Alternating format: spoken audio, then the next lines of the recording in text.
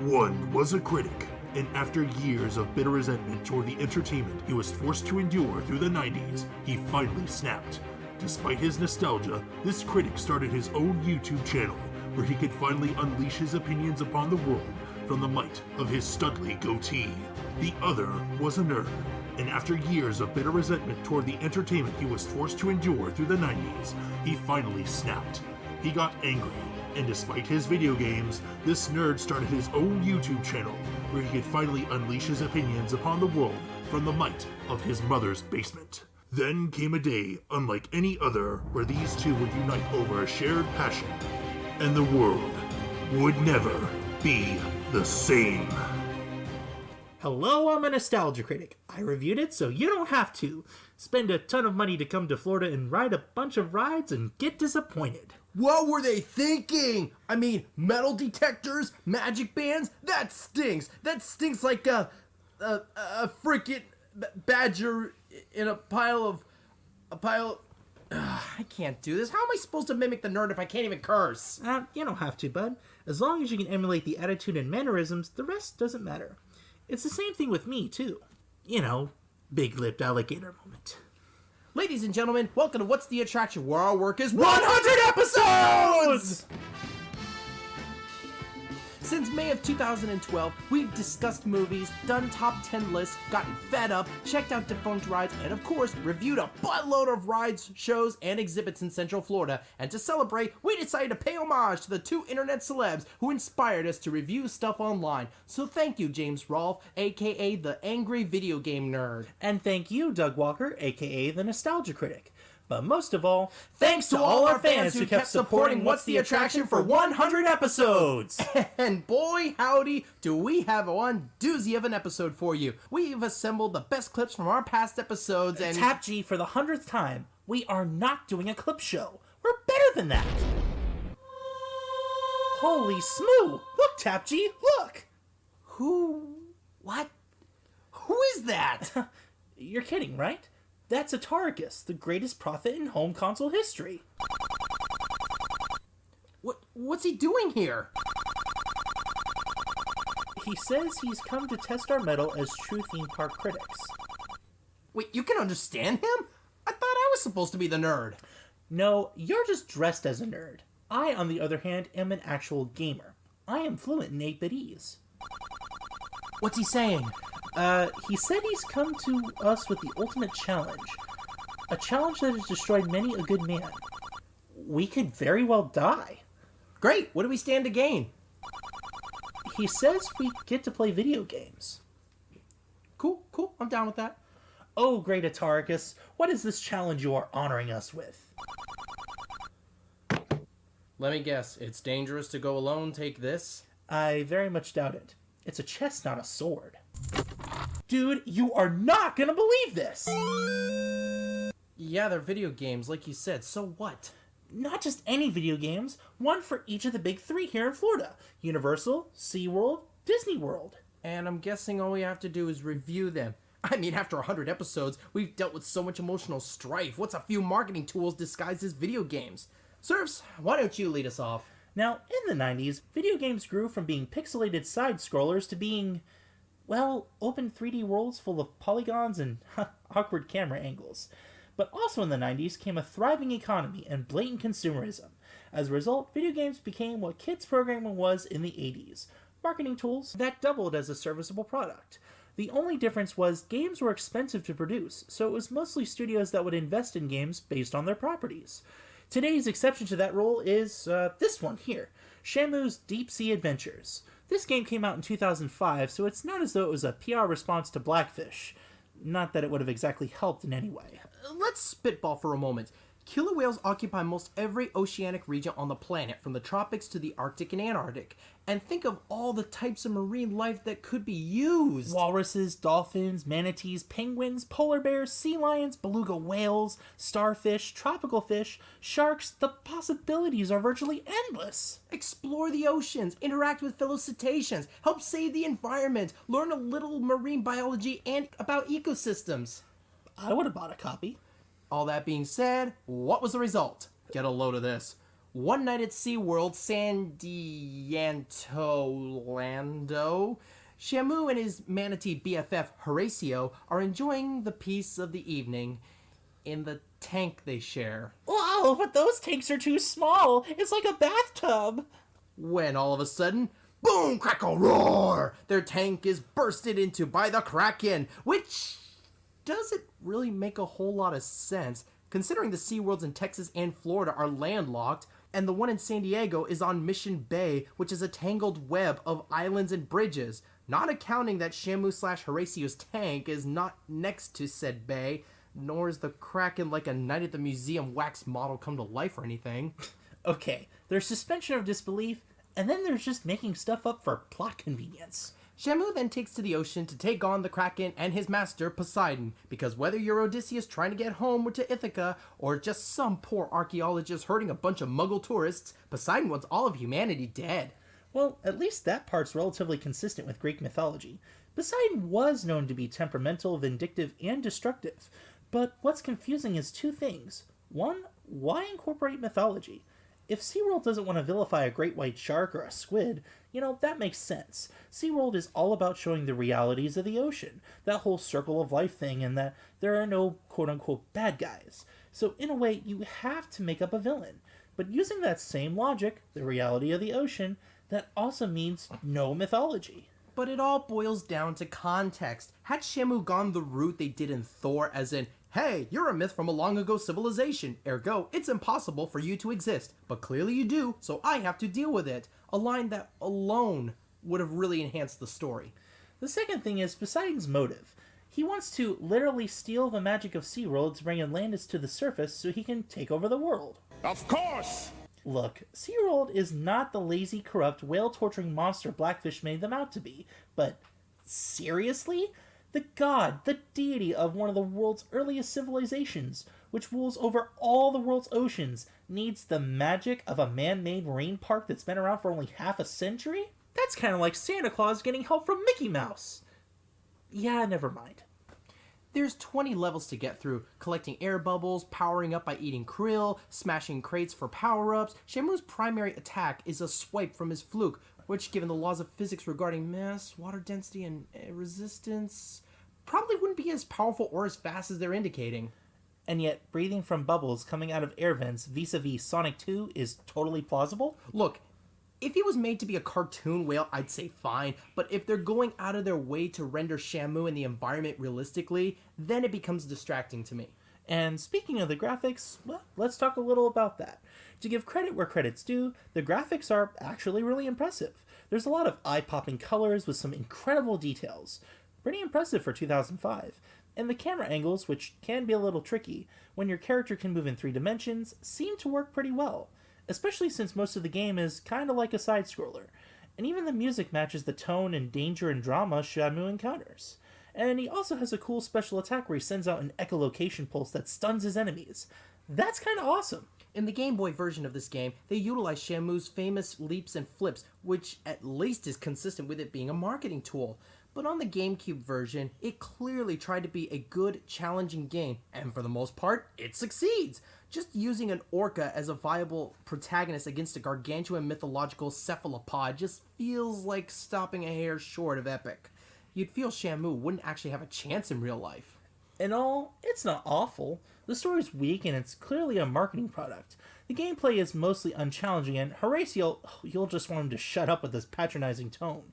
I'd rather play other games, but it isn't a total waste of time. But you don't have to take my word for it. Just listen to this testimonial from a happy customer. What the heck am I even playing? Why is my mentor a manatee instead of, I don't know, Shamu's actual trainers? This game is stupid. Everything about it is stupid. No, I will not calm down. Somebody get me out of this underwater purgatory. See, he's a happy camper. I sense some tension myself. Well, that was hardly fitting of 2 of the internet's most renowned rage-fueled media reviewers. Then let's do one the angry video game nerd already reviewed. That's no fun. You might be surprised. Here's game number 2, Universal Studios Theme Park Adventures. The idea for a game based on the Universal theme park seems like a great idea. immersing you fully into the environments without any of that stay seated at all times or hands and arms inside the vehicle bunk. And you could actually interact with Doc Brown, E.T., King Kong, Scooby-Doo, the Ghostbusters, Sheriff Brody, Mr. John Hammond, or the old Universal movie monsters? Yes, please! The possibilities are almost endless! How do they louse it up? Well, let's say your 8-year-old unsupervised avatar is sprinting willy-nilly all over Universal Studios Hollywood. Say he wants to go check out Back to the Future, the ride. Because why wouldn't you? But halt! Woody Woodpecker is there to tell you the line is too long and you can't get in. Because, yeah, if there was one aspect of theme parking we demanded on our home consoles, it's the long lines, right?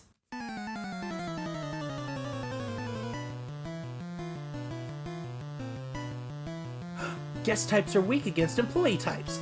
Try Express Pass. Woody claims it's fake and it's super effective. Time to use My Family is up front and I had to use the bathroom. Oh, Woody doesn't believe you. Use belligerent aggression. Woody's threatening to call security. I'm resorting to, you ruined my kid's vacation guilt trip. It's not very effective. Ah, heck with this! I'm reporting Woody to guest relations! Ooh, breathe, dude. Now, in order to get into Back to the Future, you have to get a hat. A Back to the Future themed hat. Funny, I thought Disney cornered the market on silly headwear. Each ride is actually its own minigame, and to play any minigame, each ride has its own hat that requires access. The good news is that once you get the hat, you get unlimited, wait-free access. If only it were that simple in real life. So how does one get the hat? At the studio store or go to Ollivander's and conjure one up? Picking up trash. Say who with the what now? Yep. Those little white dots on the ground represent strewn garbage. Melted globs of ice cream, crumbled receipts, used baby wipes, empty soda bottles, and used popsicle sticks. Collect these items like Mario collects mushrooms. Gather even more points by depositing the trash into garbage cans. Oh, be still my beating heart. I do declare for all of y'all are giving me a frightful overindulgence and frivolity. Yeah, okay. Well, there's that, but you can also meet and greet with various characters like E.T. or the Universal movie monsters. Does that make us Abbott and Costello? Now, once you've collected enough points, sprint on over to the front where Woody is waiting for you. And probably saying, go ahead, complain to guest relations. We both know who they're going to believe, don't we, punk? You're being creepy again. I'm okay with that. Once you get the hat, hope you don't hit a parade in progress as you dash back to the Future. Aside, mortals, for I possess the cap of everlasting admission. Kneel before me as I pass by with wanton abandon. You are mere ants to me! Now, in this particular minigame, you fly in the DeLorean and pursue Biff Tannen through the ride show scenes. You have to bump Biff 3 times to win. And what do you win? A stamp. Yeah, it's not really deeper than that. Your character collects stamps. And you do this from each attraction. In Jaws, you have to throw crates and barrels at Bruce off the Orca. In Backdraft, go in a burning building and fight a fire in total contrast to everything we've ever learned from Sparky the Fire Dog. In E.T., pedal furiously a la Paperboy through perilous neighborhoods to get Spielberg's pride and joy back to his home planet. In Wild Wild Wild West, engage in 3 high noon showdowns like the desperado you are, amigo.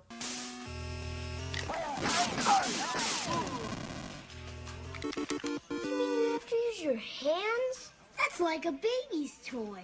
Oh yeah, it's 2015, isn't it? And in Jurassic Park, shoot tranquilizers at inbounding raptors from your Jeep, minus any opportunity to do any prat keeping, but at least you're not in heels. Oh, hey Dumbo. Time to discuss that elephant in the room.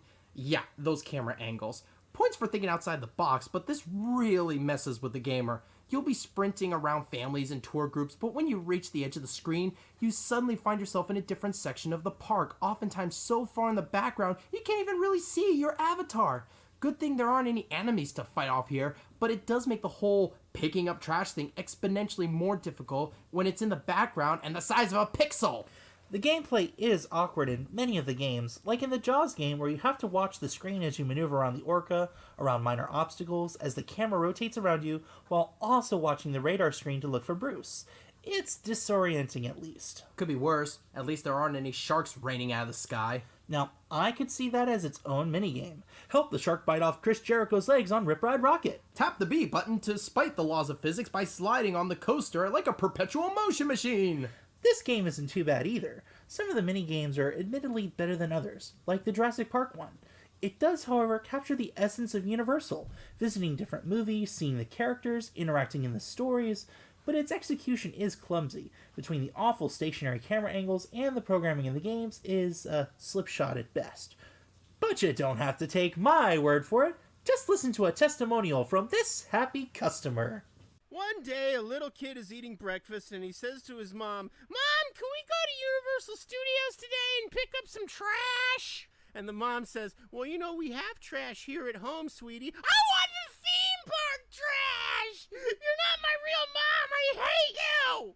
Another glowing review. I bet you some therapy to clear that right up. All right, 2 games down, 3 left. What? 3? How do we go from 3 games to 5? Because Disney. That's why argument invalid. Atarichus says you pulled 2 of them from my collection. His brethren attacked the world, leaving Adam Sandler, Kevin James, Josh Gad, and Peter Dinklage to fight for our survival. You gotta take his word over mine. Oh, let me see these. Okay, I see what's going on. Now, this is Disneyland Adventures Connect. Too bad this is Disneyland in California, not Florida. Does it matter since Shamu was ambiguous in its location and Universal was clearly in California? And here you have Adventures in the Magic Kingdom for NES. Well, that's clearly in Florida, right? Well, you'd think so, judging by the cover art and title, but take a look at this game's map. Even with the primitive 8-bit graphics, you can tell something's a little bit off. Thunder Mountain's way too close to the castle. Space Mountain should be in the west end of Tomorrowland, and... Wait, is that up in the upper right corner supposed to be New Fantasyland? Nope, that is It's a Small World. Oh my smo, it is Disneyland! Right. Fortunately, the third and final game clearly takes place in Central Florida, just off the I-4, within the boundaries of Walt Disney World. Ladies and gentlemen, Walt Disney World Quest Magical Racing Tour on the PlayStation 1. Hey kids, ever play Mario Kart 64? Of course not, because that was before your time. Yes, folks, it is your typical racing game. Chipmunks Chip and Dale accidentally blow up the Magic Kingdom's fireworks machine. With the pieces scattered throughout the 47-acre resort, these 2 gumshoes are picking up the slack. By hosting several race rallies, Chip and Dale compete with other racers, and first place winner wins another piece of the fireworks machine. Cool, so who are the other racers? Go on, take a guess. Well, if it's Chip and Dale, that means probably Mickey Mouse universe, so Mickey, Minnie, Donald, Goofy, Pluto's Daisy, Pete... Nope. Huh, then it probably has to be like Gadget, Monterey Jack, Zipper, Fat Cat, Professor Nimnol. Look, they're wearing their Rescue Rangers clothes. Not even close. Park characters? Figment, Big Al, Brer Rabbit, Pirates, Hitchhiking Ghosts. You are going to hate me for this. Have a look at this roster. Amanda Sparkle, Bruno Biggs, Otto Plugnut, Oliver Chickley III, Polly Roger, Baron Carlot, Tiara Damage, XUD71, Mo Whiplash, Ned Shredbetter. Who the flying smo are these guys? I assumed you knew. Given Disney's vast and nigh bottomless catalog of animated characters, they go with a cookie-cutter batch of generic, stereotypical characters, none of whom I know or care about. Hey, now that's not entirely true. You can also unlock Jiminy Cricket. You might as well have given me a Skylander set and told me I can play with Spyro. It just means so little at this point. As you might have already guessed, the tracks are at Disney's rides. Most of them are centered in the Magic Kingdom, at Jungle Cruise, Pirates of the Caribbean, Thunder Mountain, Splash Mountain, Haunted Mansion, Tomorrowland Speedway, and Space Mountain. Of course, the rest of Disney World plays second fiddle to Cinderella Castle, just like in real life. Other tracks include Test Track, Rock and Roller Coaster, Dinosaur, Blizzard Beach, and Typhoon Lagoon. Race through the e-ticket rides in cars, locomotives, and speedboats to the finish line and jam out to the ride's respective soundtracks. Well, all except Rock and Roller Coaster. No Aerosmith to rock out here. Now, there's more to it than just driving fast and beating the other racers. By driving through the Mickey balloons on the track, you're given a random selection in a whole arsenal of Disney-friendly weapons. Like the acorns, that act suspiciously like turtle shells. Or the Mad Tea Party teacups that cause you to spin out of control. Like a banana peel. Or turn all your opponents into tiny little frogs. Kind of like shrinking them. Or getting bursts of speed from fireworks. Oh, come on, they're not even trying. Oh, I'm sorry. Would you rather play Crash Team Racing? Now, look, I'm not mad that they basically ripped off Mario Kart 64. Its main crime is that this came out after Mario, so when you do a cartoony racing game, it's invariably going to be just like it.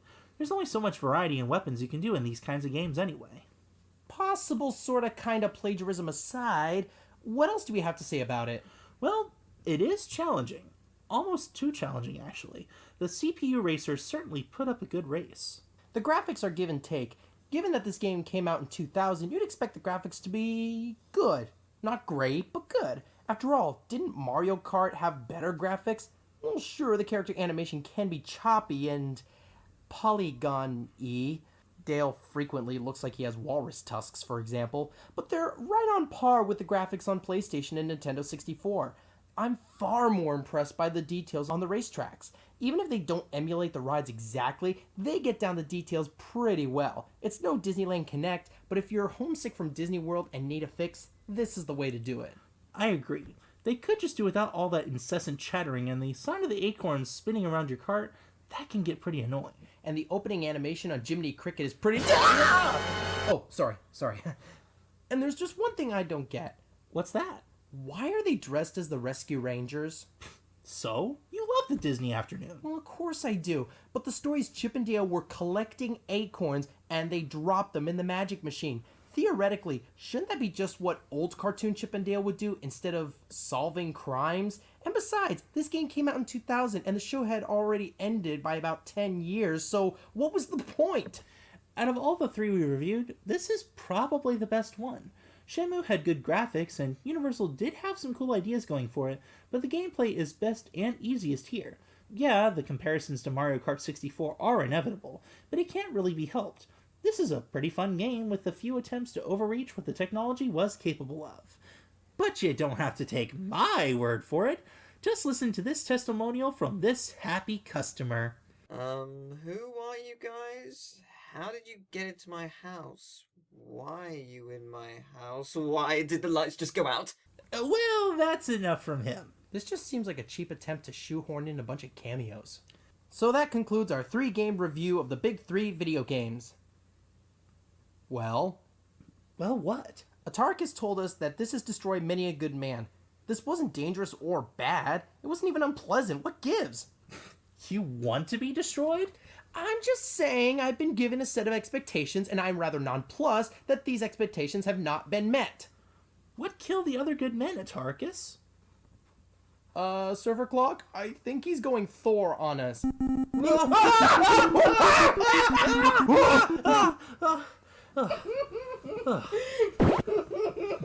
Tower Girl? You should have seen the look on your face. We thought a near-death experience would nicely cap off 100 episodes of dealing with you two. Reese!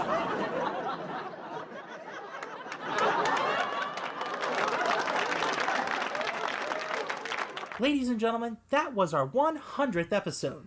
Thanks to each and every one of you out there who made our show possible for this long. We couldn't have done it without you. Here's to everyone, our subscribers, our Facebook friends, our real-life friends and family, and of course, reviewer from those dudes with a hat, some jerk with a camera, Channel Awesome, and Teal Gamer also at those dudes with a hat. And hopefully we can keep this going for another 100 episodes. Come on, everyone, come on now. Let's do this proper. Dougal, Tower Girl, Phineas, Tapford, Reese, let's all do this! I'm Dougal. I'm Sir Phineas of Toxenberg. I'm Tapford Gifford. I'm Reginald Edgar Eduardo Stanislavski Eliasson. I'm Tower Girl. I'm SurferClock, And we're all ever so grateful. and we're What's the Attraction? Where our work is your vacation!